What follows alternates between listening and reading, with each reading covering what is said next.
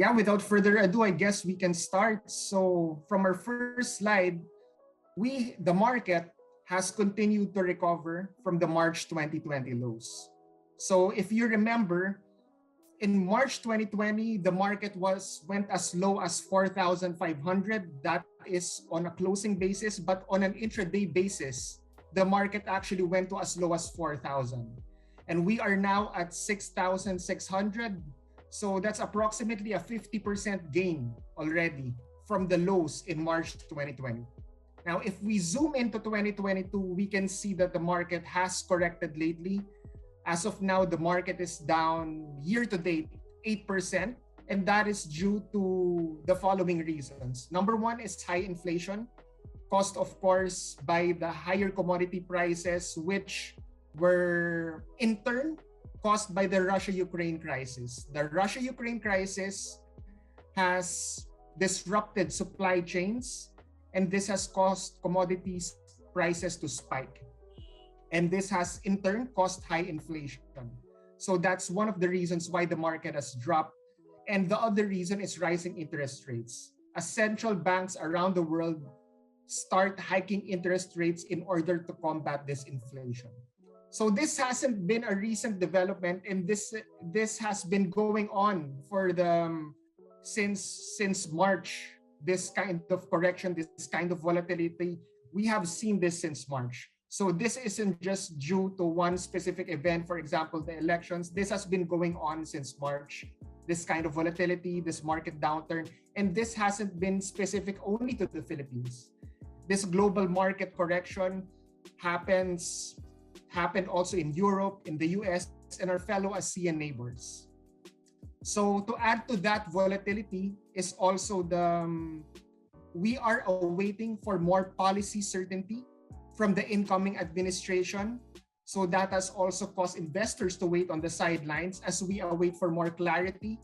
Sir Rex mentioned on the economic programs of President BBM, and also the cabinet appointment. So until we have some more clarity on that front, investors will probably stay on the sidelines. So those are the reasons why we have corrected from the 7.4 to 7.5 peak that we had this year. And this is mainly due to, of course, to the macro concerns rather than the policy uncertainty that I have mentioned, since this correction has been going on for the past couple of months already. But still, despite that, we are still positive on the market because of the economic reopening. This economic reopening is not going to stop. This will continue. A perfect example would be first quarter GDP came out at 8.3%. And this is way above expectations of a 7.1% GDP. We blew away the expectations on GDP. So that's just proof that this economic reopening is on its way and it will continue. And that is the reason why we are still positive on the market. Next slide, please. So just to give you the corporate earnings in 2021, actually corporate earnings for the first quarter of 2022 are coming out already, but they are not yet complete. So what we will show you are the 2021 corporate earnings. So as we can see under FY21 ACT simply means actual. So full year 2021 earnings came in at 47%, with fourth quarter 2021 earnings coming in at 48%. So these are pretty good numbers, but let's focus on the full year 2021 earnings of 47%. Our initial expectation was only an earnings growth of 30%, but the earnings growth blew past away our expectations as it came in at 47%. So this is a pretty strong number. These are pretty good figures that we are seeing. And that just goes to show the continued recovery of the economy as we move forward, as the economy reopens further. So this earnings beat were led by index heavyweights such as SM, Jollibee, AEV, ICT. So those are the companies that have led this earnings estimate. And we expect this decent earnings growth to continue in 2022. For 2022, we are expecting a 17% earnings growth. Now, a lot of you may ask, 17% isn't that kind of low compared to 47%? Well, it is, but we have to take things into perspective. Number one, we are coming from a high base. So that's the first one. And the second one is, of course, there are current concerns right now in the market. High inflation, higher commodity prices, higher input costs will affect the margins of companies.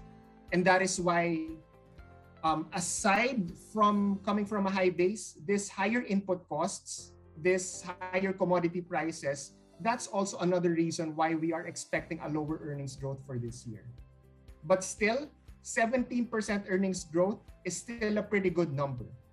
And the reason for that is this higher commodity prices, it's affecting all countries around the world. And 17% earnings growth is actually pretty good, especially in the ASEAN region. In the ASEAN region, Vietnam has the highest earnings growth at above 20%, but we are actually in second place already at 17%. So if we put things into perspective, we're actually in pretty good stead. We're in good company. We have the second highest earnings growth for 2022, despite having higher commodity prices. So we must always take things into perspective and not look at the absolute number. We must compare how we're doing compared with our ASEAN neighbors. And we are actually doing pretty well since we have the second highest earnings growth for 2022.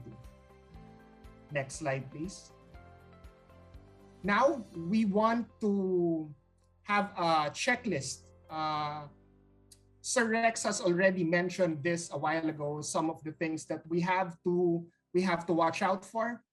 The details that we need for the incoming administration. So I would just like to give a little more color on what we need for the economy for the next 6 years, because this will affect the stock market.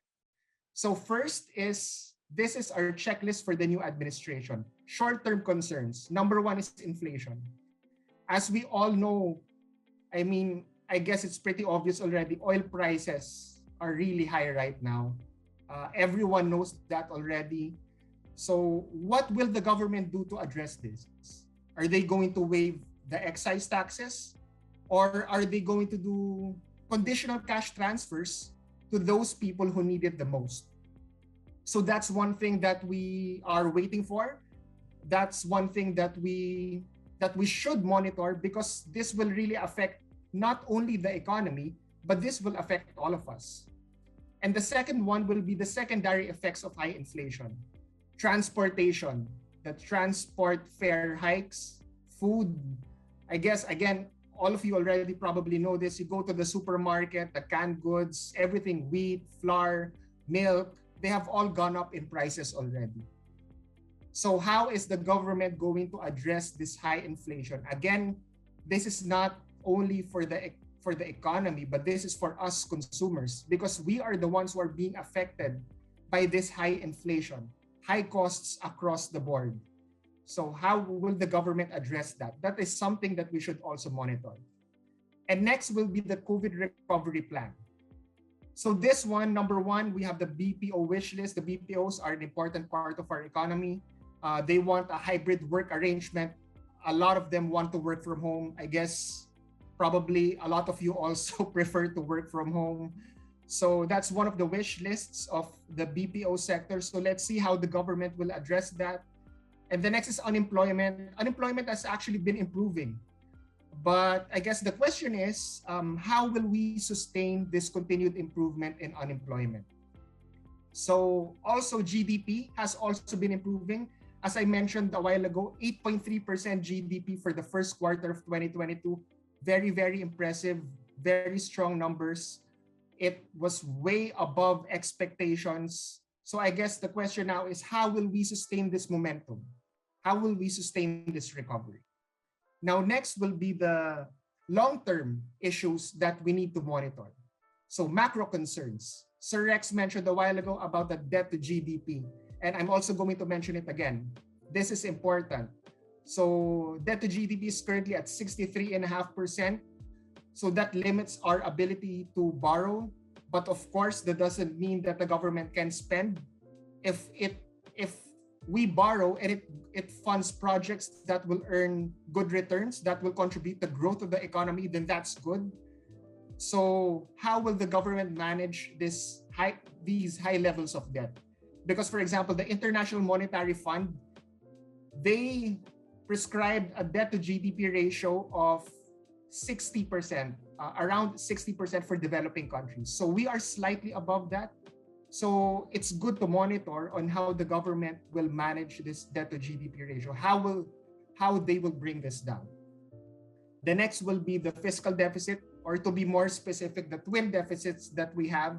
We currently have a current account deficit and a budget deficit. So that's something that we also have to monitor. Now, the next, I think, more importantly, what the fiscal policies will be moving forward. So that's another long-term issue that we need to monitor. For example, continuity from the Duterte administration. We have the infrastructure program, the build. So BBM has already expressed that he will continue this infrastructure program. And I think that's good for the economy because this is what we need to improve our infrastructure. So the only question is whether they will go the route of President Duterte, where the government fully funds these projects, or will they go the route of the Pinoy administration, the PPP, or the public-private partnership, where there's a partnership between the government and a private corporation, and they will undertake the project themselves, the two of them, those two parties. So there are pros and cons. The cost of funding will be lower if the government takes it on, and it will also be faster because there are less parties involved. But on the other hand, we have high levels of debt. So if we want to avoid taking in more debt, then probably the PPP route is an option for the incoming administration because it alleviates the need for the government to take on more debt because you have a private corporation that will help you in funding that project. So there are pros and cons. So we have to await more details on how the government will actually implement this infrastructure program. But nonetheless, I think that this infrastructure program is important because we really need to improve our infrastructure as we are lagging already behind our ASEAN neighbors when it comes to infrastructure. We just hope that the choice, the way we execute the infrastructure program will be logical and will be sound, and that also takes into consideration the debt levels that we had because we have high debt levels already, and we want, of course, to improve that. The next will be tax reform. The Duterte administration has already lowered personal income taxes and corporate income taxes, but there are a couple more tax reform packages that are still in line. So will the incoming administration, will President Bongbong continue those tax reform packages that haven't been passed in the Duterte administration? That's also another thing that we have to monitor. And the next will be lower foreign ownership limits. We have bills that were passed during the Duterte administration which lowered foreign ownership limits, which is very good because it encourages foreign investments in our country, which we badly need in order to improve, especially the infrastructure of our country. So just an example of the bills that they passed, we have the Public Services Act, we have the Foreign Investments Act, and we have the Retail Trade Liberalization Act. So those three bills have lowered foreign ownership limits on the economy itself. So we are hoping that the government, the incoming administration, will capitalize on that in order to attract more foreign investments in our country, especially since we need that as we continue to recover from the pandemic and as we are currently battling high levels of debt. These foreign investments will definitely help us improve and even accelerate the infrastructure program that hopefully President BBM will also implement as continued from the previous administration. The next will be digitalization. The national ID is there that will kind of speed up the bureaucratic processes of some of our government applications.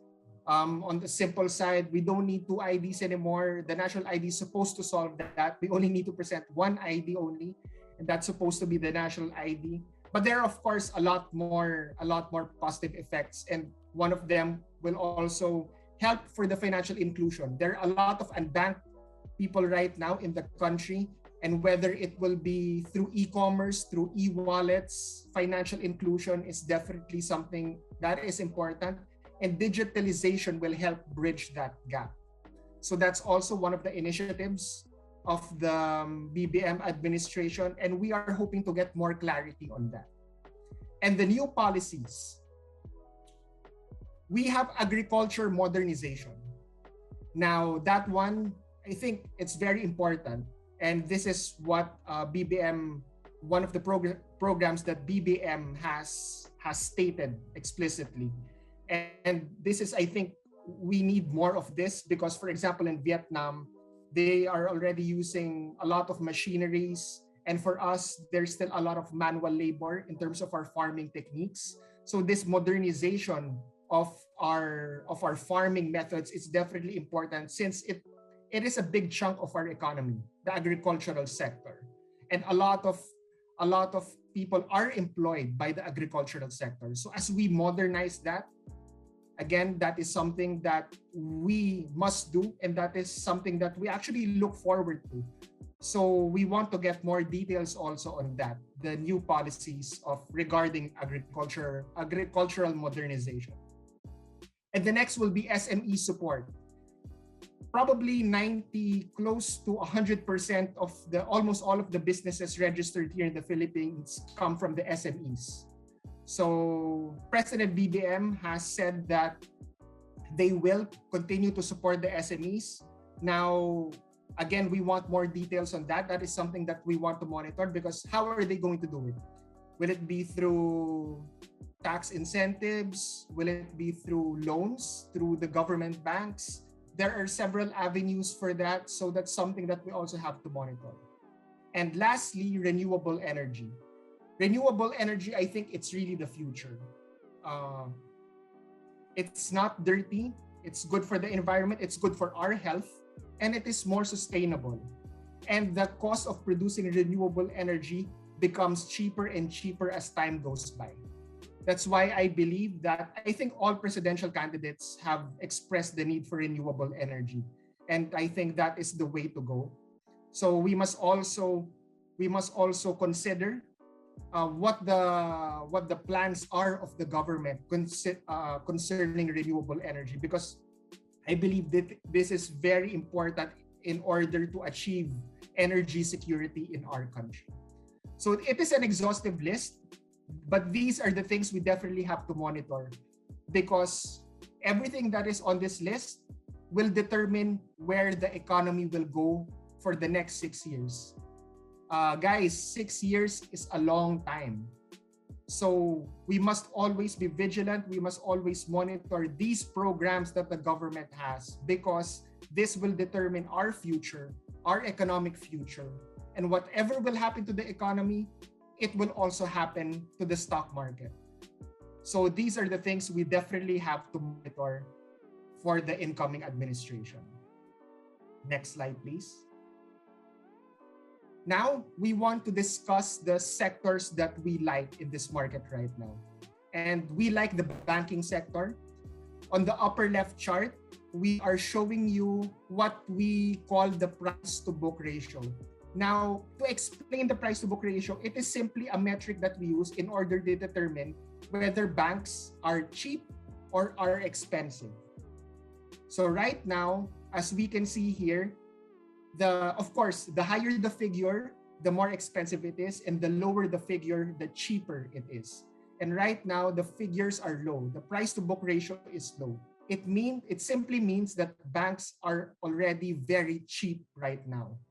And this is despite the fact that some of the banks have outperformed the stock market this year. But still, despite that, banks are very cheap. So that's one reason why we like the banks. Another reason why we like the banks will be loan growth. on the lower left chart, we can see the blue line on the lower left chart. We can see that loan growth continues to improve. Loan growth is currently at 8.9%. This is as of March. And this came from a loan contraction of -5% in June of last year. So we can see the big improvement already in loan growth. So loan growth is expected to hover at around 8 to 12% for this year. So this is a big improvement already for the banks, because loan growth last year was just relatively flat. Now we're expecting 8 to 12%. So that's something that we look forward to for the banking sector. Next will be the bad loans, or the correct terminology of this is actually non-performing loans. But we can simply call it bad loans because that is what non-performing loans are. They have already peaked in 2020, 2021. And now we expect these bad loans to decrease in 2022 and to decrease even further in 2023, 2024 as the economy continues to improve. Asset quality is better. Now, there is less need for banks to provide for bad loans. They need to set aside less money for the bad loans, which is good. Because if we set aside less money for the bad loans, it means that your earnings, the bank's earnings, will go higher. And that is why it is positive for us to have less bad loans. And that is what we are seeing. There's less defaults, less bad loans, better asset quality for this year. Next will be higher lending rates. Now, this is also the reason why we like the banking sector. And this is the last reason why we like the banking sector. Unfortunately, of course, for us borrowers, it is something that we don't look forward to, because if we want to borrow money, we want to borrow at a lower rate. So unfortunately, that's probably not going to happen anymore because of the higher interest rate environment. Lending rates will now become higher. So while it is of course unfortunate for some of us who are borrowers, this, on the other side of the fence, this will be good for the banks, because this is how banks earn. They loan out money at a lending rate. So the higher the lending rate, the higher their earnings will be. So that is the reason why we like the banks. In a higher interest rate environment, lending rates will become higher, and this will improve the earnings of the banks. So just to give you a sensitivity analysis, if the BSP hikes rates by 25 basis points or 0.25%, the net interest margins of the banks will improve, will go higher by 8 to 12 basis points. And this will improve the earnings of the banks by an average of 1 to 2%. So the main message here is higher rates, higher interest rate environment will lead to higher lending rates for the banks, which will lead in turn to higher bank earnings. So those are the reasons why we like the banking sector. Next slide, please. Now we go to the property sector. Let's first focus on the left chart, on the left portion of this slide. We're talking about the malls. Now, the malls are probably the most immediate beneficiary of this economic reopening. I guess a lot of you have noticed this because malls have been jam-packed, especially on the weekends. Malls are full. It looks like we're back to normal already. So as you can see on the left chart, the foot traffic in malls are at 70% of pre-pandemic levels already. Now that is a big jump from only 40% foot traffic in the previous quarters. These figures are as of fourth quarter 2021. But if we look at 2022 figures, on weekdays, foot traffic is already at 85%. And on weekdays, there are some malls that are 100% foot traffic already, 100% of pre-pandemic levels already. So you can see that things are starting to go back to normal already when it comes to the mall segment. And of course, we want higher foot traffic because the higher the foot traffic, the higher the tenant sales. Basically, mas marami kang benta because you have more people coming in the malls. So tenant sales are expected to improve from 80% of pre-pandemic levels in the fourth quarter of 2021 to 90 to 100% already of pre-pandemic levels in 2022. And in turn, you have more people coming in, you have higher tenant sales, it will also lead to higher mall revenues. And mall revenues are expected to reach 82% of pre-pandemic levels already in 2022 from only 50% in 2021. So that's how the sequence goes. Higher foot traffic, higher tenant sales, which will lead in turn to higher mall revenues. So that's why we like the property sector. That is one segment, that is the mall segment. Now we go to the next segment, the residential segment of the property sector. That is on the right portion of this slide. The residential pre-sales, or what we call the reservation sales, continue to recover in 2022 and expected to reach 300 billion. Now, this is a big increase from only 250 billion in 2020. And we expect this to reach pre-pandemic levels already by 2024. Another thing would be construction capacity. Construction capacity is at 80 to 90% in the fourth quarter of 2021, and we expect this to reach 100% already of pre-pandemic levels by 2022. Now, the reason why construction capacity is important is it will improve the margins of the property developers. They will be able to launch more projects efficiently and faster, and this will be accompanied by an improvement in the demand for these projects. These projects, I'm referring to the condominiums, the houses that the property developers are developing. And the accompanying improvement in the demand for these projects are coming from the fact that the economy is continuing to recover already. And this will lead to an improvement in the demand for these project launches. So those are the reasons why we like the property sector. First, the residential segment, and most importantly, actually, this is the bulk of the reason why we like the property sector. It's really the mall segment, which we believe will deliver one of the highest earnings growth for this year. Next slide, please. Now, for our outlook, we are targeting for the PSEI 7,800 for year-end 2022. Right now, if we look at the market right now, it closed at around 6,600. So our target is 7,800. That is an 18% upside from current levels. And now that is based on a 17% earnings growth and a 19.1 times price to earnings ratio. Now the 17% earnings growth, that's what I have already mentioned a while ago.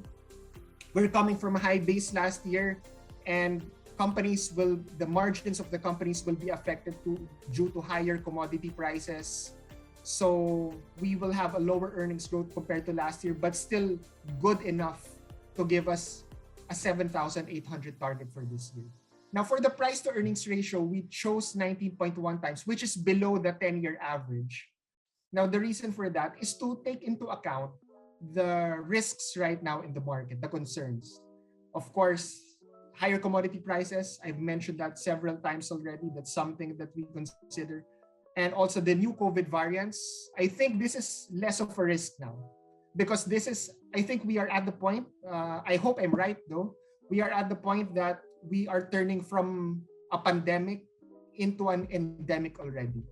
So probably this is a less of a risk already, especially since the high vaccination rates of our population. So those are the headwinds in the market. Those are the concerns in the market. And also I expect low volumes in the market as investors wait for more certainty, for more policy certainty on the economic policies of the incoming administration, and also the appointments, the very important appointments, BSP governor, the secretary, who will the secretary be of the Department of Finance. These positions will basically determine where the economy will go. So we are awaiting for those cabinet positions. So those are very important. And once we get more clarity already on the economic programs of the incoming administration, then we expect more active interest already, especially from foreign investors. Now, the Now, the tailwinds or the things that are going for us in the market, of course, as I have mentioned, the reopening story. Again, GDP at 8.3%, that is just proof that the economy is recovering. And we expect this GDP growth, these kinds of numbers to be sustained in 2022 in the succeeding quarters.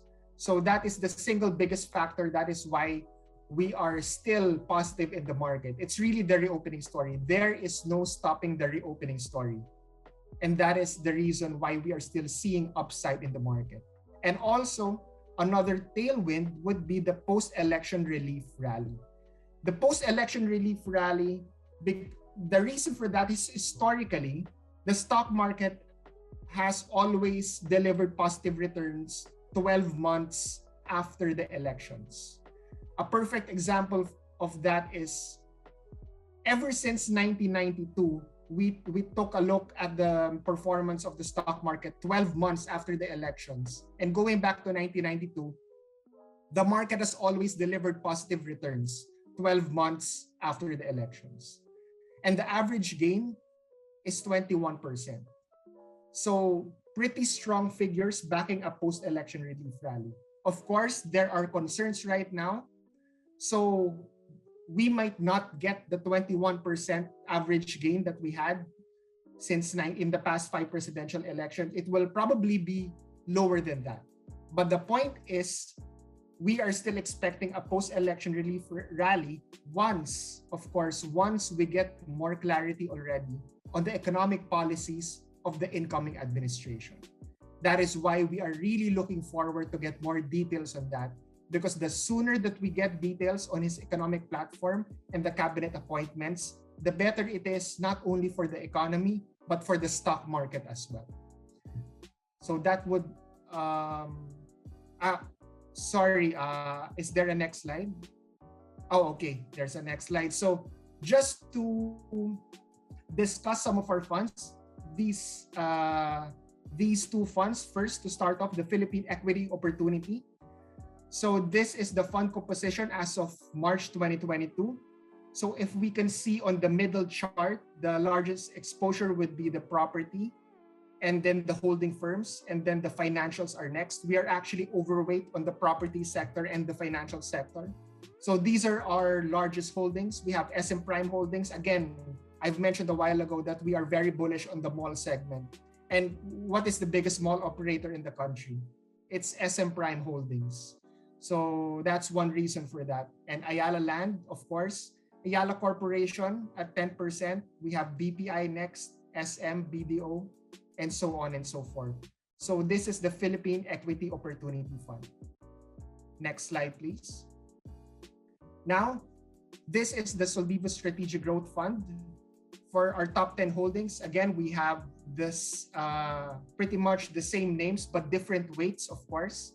We have Ayala Corporation, we have SM Prime Holdings, we have Ayala Land, we have Bank of the Philippine Islands, we have BDO. So if you look at this, relative to the PSEI weights, we are overweight generally on the property and the banking sector. Because as mentioned earlier, these are the sectors that we like. Therefore, we want to overweight these sectors because we believe that these sectors, these stocks, are representative of the reopening story, and they will be relatively more resilient in a high inflation environment compared to other consumer stocks, for example, such as URC or Mondenisen, which will be more affected by higher commodity prices. So we believe that we are well positioned in both of our funds to be resilient in this high inflation environment, and at the same time to be able to ride the reopening theme. Next slide, please. That would be it, actually. So thank you very much for listening in. And I would be more than happy to answer any of your questions later on. Thank you very much.